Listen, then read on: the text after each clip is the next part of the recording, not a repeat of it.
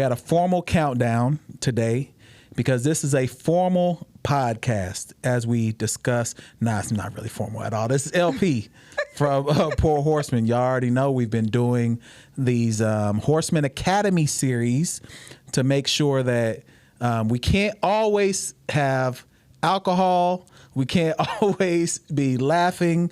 We need to give you actionable things that you can take. The first episode, we had Brother Kevin Shelton. He discussed the real estate process, what you might want to do if you had $5,000 to $10,000 to get started in real estate.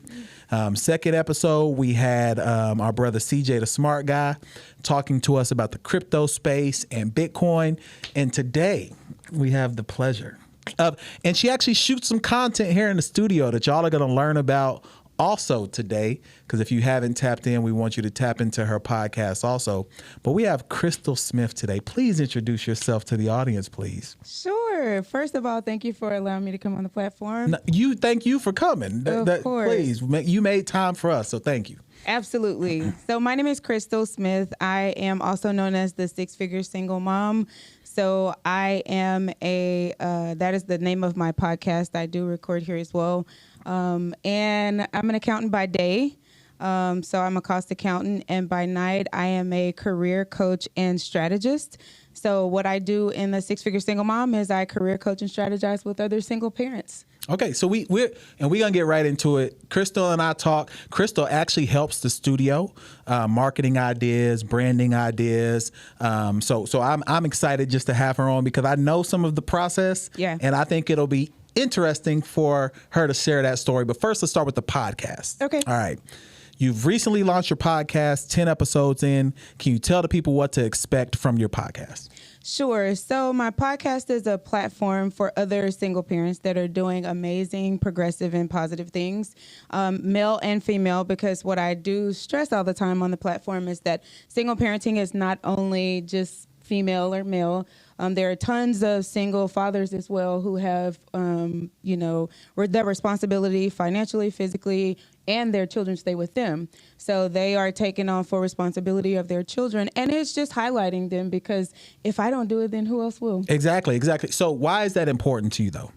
It's important to me because single parents get a lot of flack, first of all. You know, the first thing you hear for women is like, oh, we're gold diggers and all that stuff. And then for the men, you hear that they're deadbeats. And so it's me highlighting the fact that that's not true. Okay. That there are a lot of people out there that are actually making progress.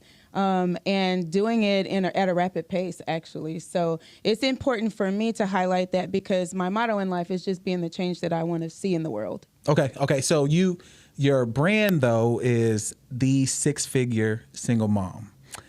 Maybe break that down to people because I've heard you say a few times it's not necessarily about the money. Mm-hmm.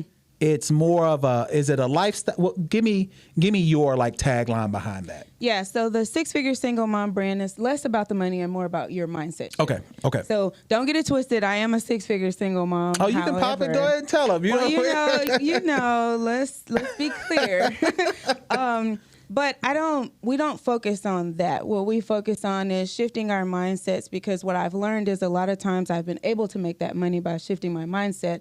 And the mindset shift is what takes you to the money. You have to open your mindset. You have to be open to doing things that your peers might not want to do so that you have the competitive advantage in order to advance in your career. So there's a lot of mindset things that we have to do because when you become a single parent, you do go through a lot of mental anguish initially because nobody expects to be a single parent. Yeah. So give us an example then. Let's go right into mindset. Okay. It sounds like you probably have positivity in most of your activity. Absolutely. But it's difficult for people to be positive. Yeah. In scenarios where it would feel like you should be more woe is me. Yeah. What are some first tips that you would give people before we even jump into your coaching business? What are some of the first things you do to help people with their mindset? First, I tell people to focus on what you do have instead of Okay. focusing on what you don't have, because it's so easy to be woe is me when you're only focusing on the negative parts of your life. But when you focus on the things that are going well for you and you put your energy towards those things, then you can start to kind of shift your mindset in that area. And another thing that I tell people to do is invest in yourself. Okay. So you can't progress and you can't expect for people to buy into you if you're not making those deposits into yourself. It's like when you go to a bank. If you don't deposit anything in, you can't get anything out. And it's the same way. So we do a lot of self-work because there are things at home that could be potentially stopping you from progressing your mindset. So, just try to focus on the things that you do have. I always tell people, single parents, I am the number one person to tell you about all the things that I don't have, but I won't, because I have so many other things. It's hard to not focus on what you want. So, okay, maybe let me clarify. You're saying focus on what you do have, Yeah. but a lot of people focus on what they want. How do you stop yourself from like, man, I see this, I'm going to compare myself to that person? Well, how do you focus on that? And specifically, we're talking about single parents. Sure. I see relationship goals on Instagram. I see couples go, like, how do you focus that attention there? What's that look like? Log off Instagram, log off Facebook. So when you go into these platforms, they have like 3 little dots in the right-hand corner at the top, and you just click that and you just log off. No, but seriously. Yeah. Minimize your time on social media. And Okay. I do go through that as well, because if you're constantly looking on social media, you're constantly comparing yourself to other people, you'll never progress. Okay. There's always going to be someone out there that's doing better than you are. But stay in your lane, put your head down, do the work that it takes in order to get the mindset shift. Sometimes that takes a professional coming in and speaking to you, someone like a therapist or something like that, to deal with you and your situation, because as single parents, everyone's story is so different. Correct. And that's, again, on the platform, that's another thing that I highlight as well, is no story is the same. So there's not one solution to shifting your mindset. So you have to assess what's going on, kind of get into the root of the problem first, and then you can address those steps forward. But it has to be actionable things. So in your example, if you know that you look at social media and you have a tendency to compare yourself to other people, you just minimize your time from social media. So don't go cold turkey to where you feel like you're missing out on something. Yeah, that cold turkey is it's tough. Yeah, It's I know. tough. I know it's tough, but don't go cold turkey, but take those small steps. Maybe instead of 5 hours on social media, go to 2.5, Okay. 2.5 hours on social media. If it's family that's triggering for you, also find things that are triggering for you. Okay. When shifting your mindset, that is a critical thing. Find what's triggering you. So if when you talk to a certain person, if your energy changes or something like that, be self-aware enough to know, I probably shouldn't be around this person if I'm in this certain mindset. Yeah. So you have to know yourself. There's not just one answer, but my thing is to get to know yourself so that you know what your triggers are, so that you know what the solutions are as well. Gotcha. Okay. Now let's talk through, you were all even coaching me some there. So we're going to talk about the coaching version of six-figure single mom. Yeah. Because, of course, you have your family. Sure. You have your career. And then you also have your coaching business. Mm-hmm. Talk to me like I'm a new person who is attempting to level up and may be able to use your services. What should I expect? Okay. So first, you should expect to shift your mindset. Okay. That's I like the that. first thing. And then the second thing you should expect is for us to assess what your desires are. Okay. So a lot of times when clients come to me, they'll say, oh, I want to make X amount in my salary. And I'll say, oh, okay, well, what is that number backed by? And they look at me like, that's a tough question, though. That's a tough question. But it's not, because as single parents, we're one person in a household. So you have to know your household finances, because you have to know your needs versus your wants. So we do the need versus want assessment. We also do the Eisenhower method, Yeah, which yeah. is where we kind of look at, some things that could be put off, some things that could totally fall off, Yeah. some things that you necessarily have to do. So we do several assessments. So I would first go through those assessments with you to find out where you are. Okay. And then you would have to, initially when people come to me, they don't know the answers, but that's the point, right? Is for us to acknowledge that so that we can say, okay, so how are you planning to progress in a certain area or advance in your career? Because these are the questions that I'm sure managers are asking you, or managers are paying attention Potential to. jobs. Potential job interviews that you're going on. So these are questions that are going to come. So that's a baseline of where we start. Okay. Are the assessments. And then we move from there into actually doing the work and creating a strategic roadmap to get to where you desire to be. So a roadmap, and in each one of these conversations that we've had so far, people talking about there's a vision, but a lot of people don't put the roadmap in place to get to the vision. Yeah. So what does that look like? Let's use your career, for example. Okay. What did that look like for you to get from like entry level to being a cost accountant on what you do now? Like, what does that process look like? So the process looks like you getting your education. Okay. So for me, it looked like undergrad. For me, it looked like me interning while I was in undergrad. For me, it looked like getting my master's degree.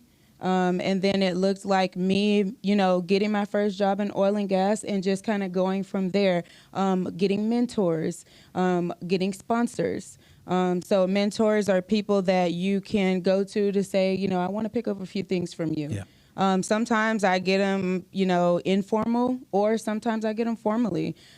Your sponsors are those people that are going to speak for you when you're not in the room. So it's you saying, hey, Crystal would be great for marketing. I've used her before. I'm not in the room, but you're in the room. Yeah. So it's me getting everything that I need. And like I said, making those investments and those deposits into myself so that I am more marketable and have that competitive advantage when I need it. So when we create that roadmap, I work in operations in the oil and gas industry. And we always talk about planning, strategizing, scheduling, and executing. So we always have to, those are always the 4 main points that I focus on with my clients. So that roadmap is going to show exactly that. When we have our projects, we have a schedule. Every schedule has an activity. So I kind of create those roadmaps like we create the schedules when I'm at work. So each month has a certain goal that we should hit, but you also have your small activities that lead up to that goal. So that's kind of how I assess it from my standpoint. It's from a project execution standpoint. Yeah, I mean, you're project managed by trade, it sounds like. But I want to kind of go back to something because I think people will really appreciate this. You broke down the difference between a mentor and a sponsor. Sponsor, oftentimes people think are someone who is going to take care of things on your behalf. No. That's what people would assume. No. They're there to be in place of you, not to voice for you. Yes. But can you explain the importance of mentorship? And I think you probably offer some mentorship for people as well. Yes, I do. And then explain the importance of sponsorship. Okay. So mentorship is extremely important, right? Because you need someone to show you the way. And that's how you should look at it. Mentorship is someone showing you the way. But it's also someone that's not afraid to tell you when you don't measure up. So be careful. Mentorship is very important, right? Because whenever you have mentors, then you have a certain level of growth. So I always make sure that wherever I go, I kind of sit back in the cut whenever I get a job and I learn who the key players are. Yeah. And then I pick my mentor. I'm strategically picking my mentor when I go to my first couple of meetings. So your mentor is important because your mentor is someone that's going to show you the way. Your mentor is someone that is going to help you level up. Also be very clear, your mentor is going to challenge you as well. So when you're not measuring up, your mentor is the one that says, I thought we talked about XYZ and I thought this is the path that we were going to take. I'm seeing that you're not doing that. So what's going on? right? Because mentorship is very important, right? Because when you take someone on as a mentee or when you're a mentor, that is essentially going to help that person grow. So it's a huge responsibility. Now, sponsorships are a little bit different in that sponsorships are people that are putting their professional capital on the line for you. Definitely. Whenever you're not in the room, right? But they are just doing that when you're not in the room. You still have to seal the deal. So you still have to come behind them and you have to kind of solidify what that person, that sponsor, is saying on your behalf when you're not in the room. Both very important things, though, because mentors and sponsors still always put their professional capital on the line for you. Yeah, and you don't definitely. want to take it for granted. Yeah, no, I agree. And I would add that sometimes your mentor, they may see that you are outgrowing even roles that you're in. Absolutely. And they will put you in positions to be greater than you probably even assumed you would be. Let me tell you something. So when I got my first oil and gas job, I was in grad school, and I went to my mentor. My mentor, she was the director of recruiting. Okay. And so the reason I chose her is because she's familiar with every role that is in the company. So I strategically picked her to be my mentor. I watched her for about 6 months, and then I formally approached her about a mentorship. Of course, she accepted. Didn't know me from anyone, but she accepted because she was so impressed that I did that. And so took her on as a mentor. So I went to her and I said, you know what? I'm graduating from graduate school and I want to do something I've never done before. I want to be challenged and do something I've never done before. Do you know she told me that same day in that same conversation, I just had lunch with someone that is needing someone in their department. Let me see if they'll be willing to interview you, and I'm sure they will, and, let's see what happens from there. It was because of her that I even got the interview, but what was greater than that is that as soon as I had the interview, I walked back to the other building because we had 2 buildings at the time.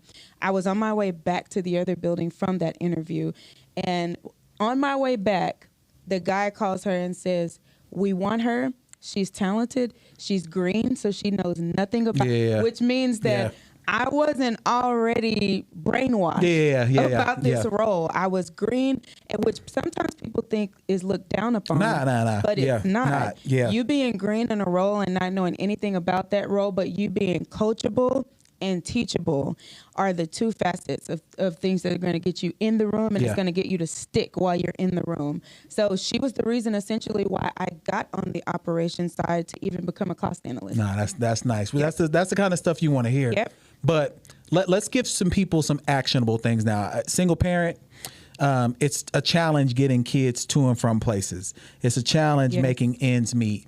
It's a challenge navigating the corporate environment or the entrepreneurial environment. What's a piece of advice that you give someone in corporate who is a single parent? What's one thing that you would share as a part of your coaching to make sure that someone is navigating that space? And then we'll have a few follow-ups. Well, I'll give you 2 things. Okay.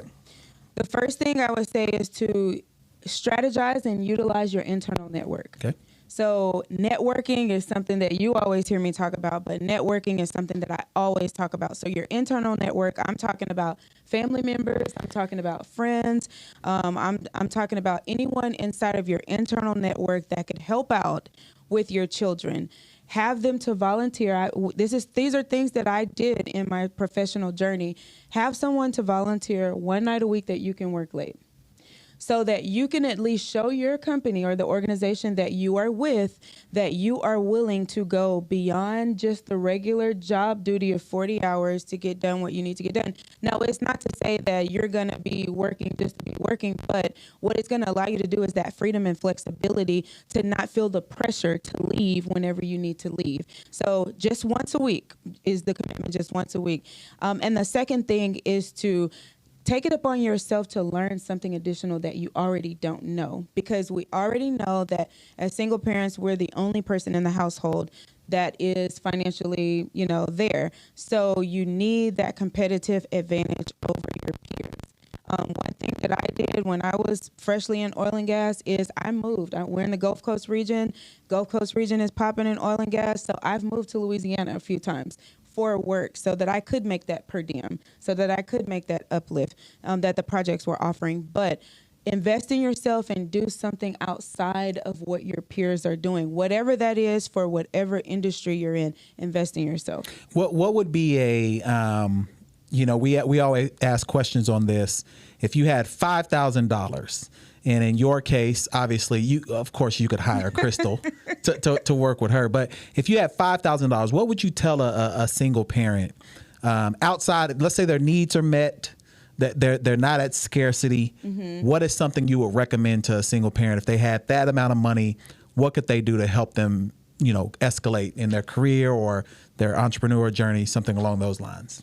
I would tell them to find something to invest in. Okay. So for me, I invest in my company stock. I've had conversations about that in regards to what types of stocks or bonds or company stock that you want to invest in, but always invest your money into something that's going to get you a return, because that's how your money grows essentially. So you can decide to put it in a bank in your savings, but I would just say, make sure that you have a savings, but also to make sure that you're investing your money into something that's going to get you a return, not something where you're going to be flossing and showing up and pulling up. We like Jordans.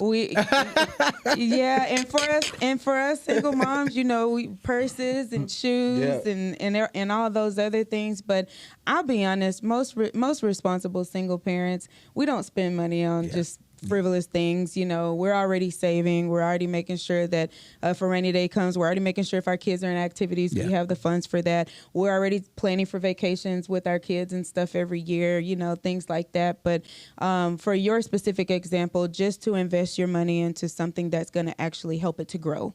Okay. Now CJ mentioned investing in your personal brand.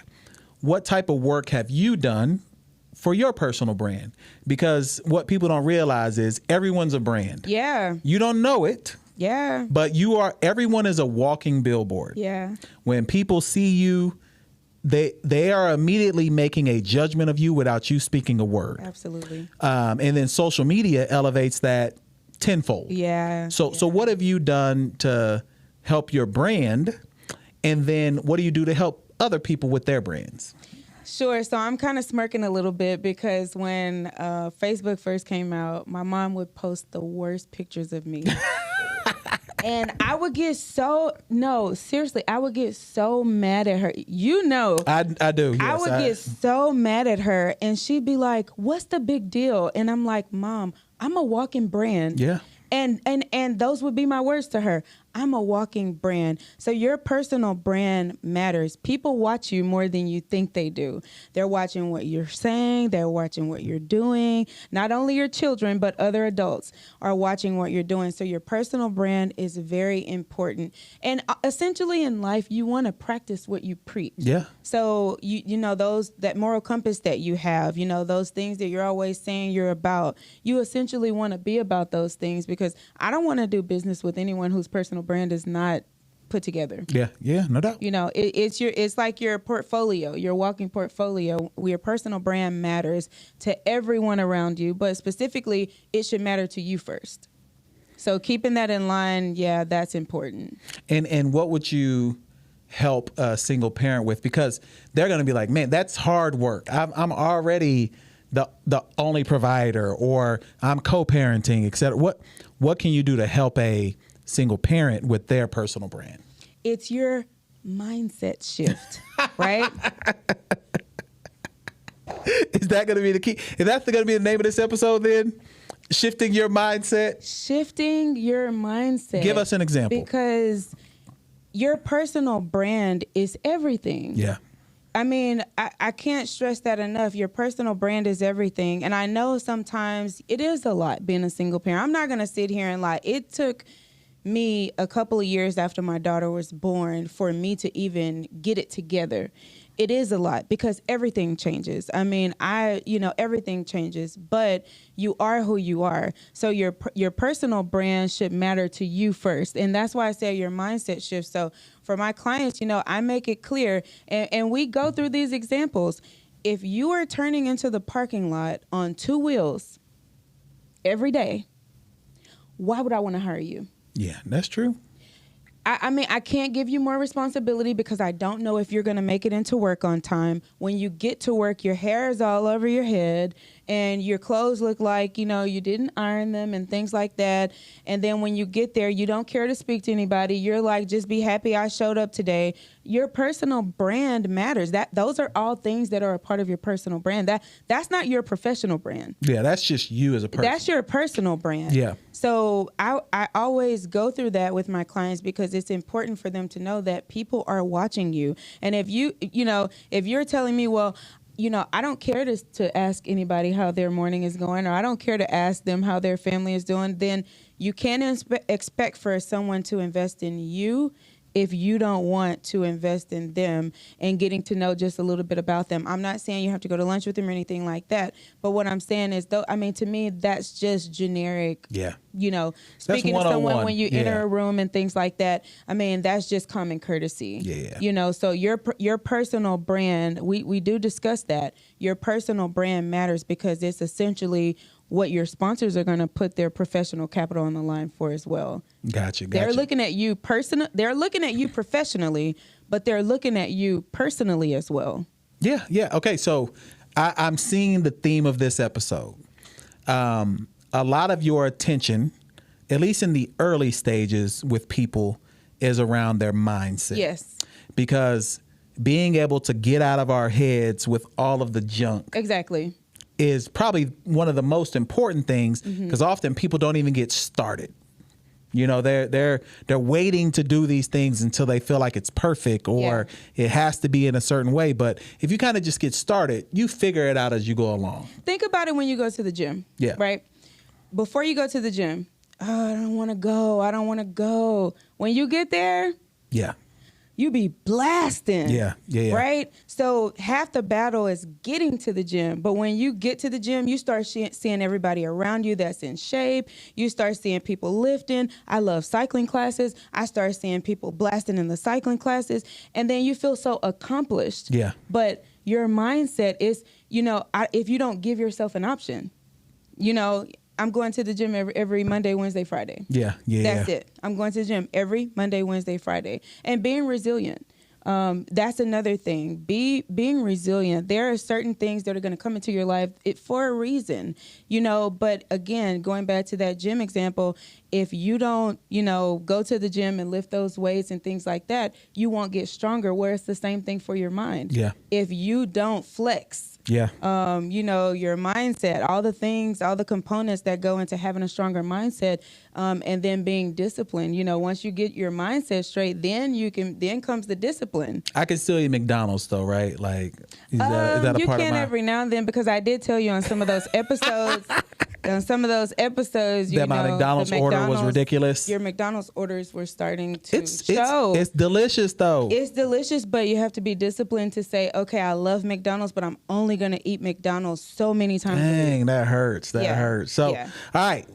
Tell people where they can find you, how they can get in touch with you, what's the best way to contact you, and then let them know where to find the podcast. Sure. So on Instagram, I am at the Six Figure Single Mom. I put out a lot of content that, is going to help you along as a person as well as professionally. And then also on Facebook, you can find me at Six Figure Single Mom. On LinkedIn, you can find me at Six Figure Single Mom Company. And then on YouTube, yes, you can find me as Six Figure Single Mom. I would love for you guys to come and check the channel out and subscribe. That's also where I post all of the content that I record for the So You're a Single Parent Now What podcast. And she's on all streaming services as well, yes. Apple, Spotify, iHeart. So if you prefer a audio experience, you can go listen to her on an audio experience as well.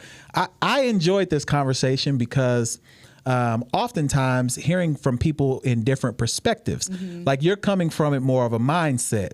And I don't usually think about people shifting their mindset. Yeah. I usually just think, why aren't they doing it? But see that, so for people like you and I, it's easy for us to think that way. But I'll be honest, one of the reasons why I started my business is because one of my friends, she just kept saying, Crystal, people are just not like you. Like, you think that everyone can just jump up and do things. She's like, but even including myself, I can't just do that. So yes, sometimes it is like, why are you not doing it? But then that's why I say you have to find, and let's be clear. I know that there are a lot of people in the coaching space right now. Definitely. Yeah. There are a lot of people in the coaching space. It's extremely saturated, but that is the reason why it's so important for you to find someone that actually cares about your mindset shift, because my goal is always for the longevity piece of it. So it's a marathon, it's not a sprint. I don't hope to have coaching clients for 10 years. Yeah. For even a year, 6 to 9 months, 3 to 6 weeks. Figure it out. Depending on, where you are in your journey. I want to invest in your mindset because we're in a manifestation era and everything like that. And that kind of goes along with mindset, but discipline. Yeah. Is a part of it as well. And it's that execution piece for me that I'm talking about with the projects, is that you have to execute. You can plan, you can schedule, you can strategize, but if you don't get up and go shoot with me in the gym. Yeah, straight up. It's never going to happen. Never going to happen. So find a coach that cares about your professional growth, but also find a coach that cares about you as a person as well. All right, and I think we'll leave it there. Someone needs to come shoot with me in the gym. I don't shoot anymore since I had my knee surgery. Those of you who've been following Poor Horsemen, y'all know what that's about. But that is episode 3 of Horsemen Academy. Yeah, and also before we end, I'm having a resilient parents brunch. So I'm having a Resilient Parents Brunch. It's going to be on September the 24th. It's going to be a 3-course meal. There's going to be 4 dynamic speakers. I have a speaker that I have been watching for so long. Okay. She has almost 100,000 followers on Instagram. I have been following her for so long. She is a very good businesswoman. She is also has children as well. She's going to come and grace our presence with the brunch. That's great. And so, when she sees what I'm doing, she hit me in the DM like, hey, I want to be a part of what's going on. So you guys, this is you are going to be in for a big treat. So September the 24th, you can find the tickets at The 6 Figure Single Mom. In my link tree is the first item in my link tree bio. So you can go there. It's going to take you to the RSVP. And in the RSVP are the details for how you can send your Cash App for your fee. Okay. All right. Y'all heard it here. Resilient Parent Brunch. Yes. 6 Figure Single Mom on all platforms. And y'all go tap in with her. That's episode 3 of Horsemen Academy. Yep. We out.